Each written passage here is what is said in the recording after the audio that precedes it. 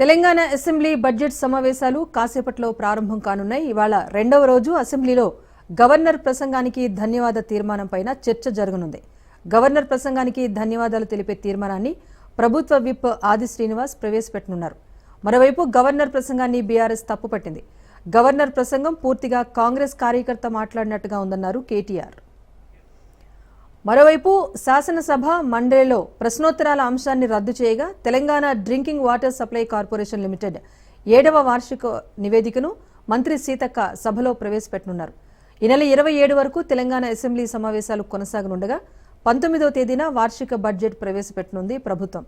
14న హోలీ, 16న ఆదివారం అసెంబ్లీకి సెలవు దినాలుగా ప్రకటించారు.